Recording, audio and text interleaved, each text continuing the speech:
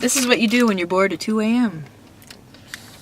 You get out your pen and pencil and find a passion and an excuse to get some ink shoved in your arm.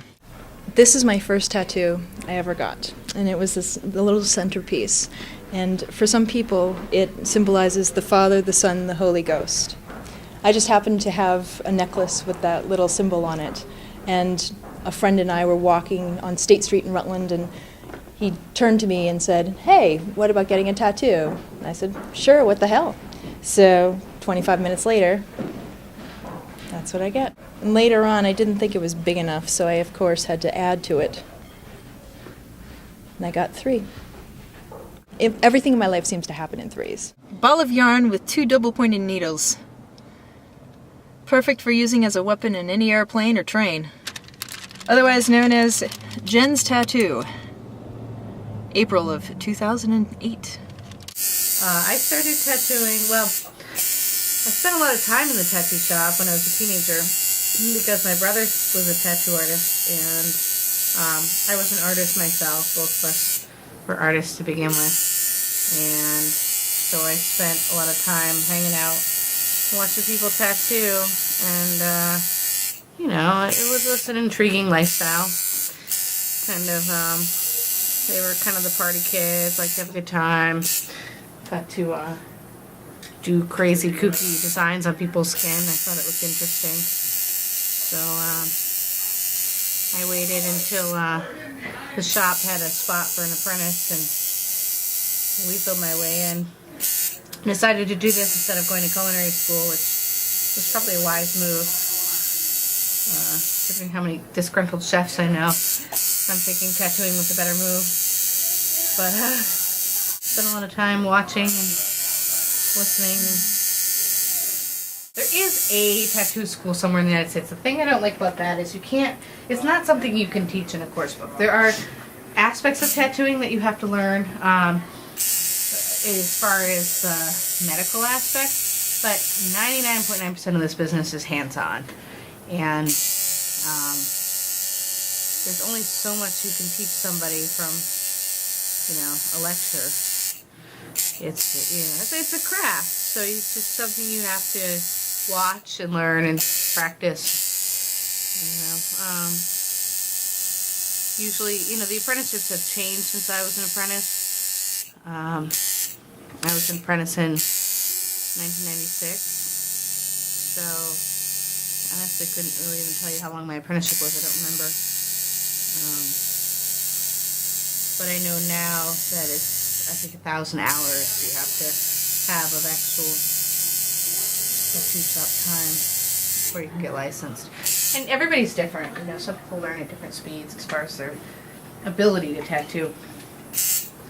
You can teach someone how to trace a line, but it requires kind of a steady hand and a certain level of concentration, I guess. What you would say.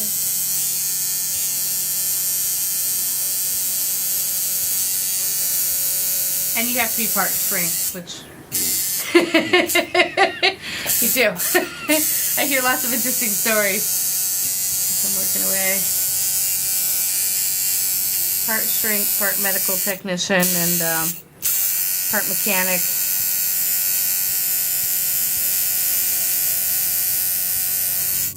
Collarbone's pretty tender, I have to say. Not one of the nicer areas. Hence the toothpick. That works, yeah.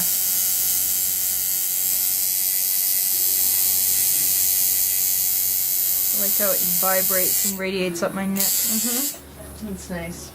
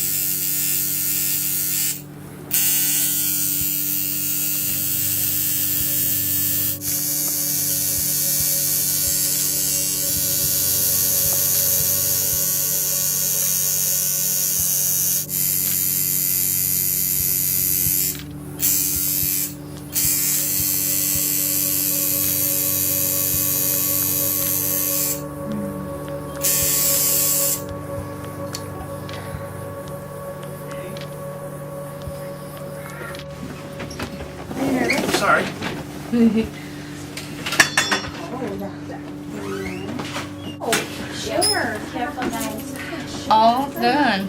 Okay, how about I sit on your lap?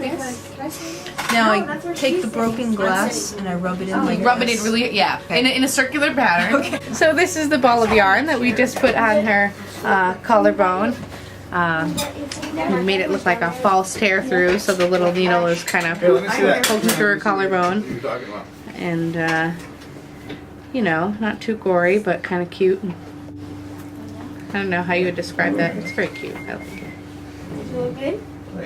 It looks mummy-ish, don't you think? Yeah, that's kind of what I was going for. You know, that Egyptology sort of homage to To the knitting needle. yeah.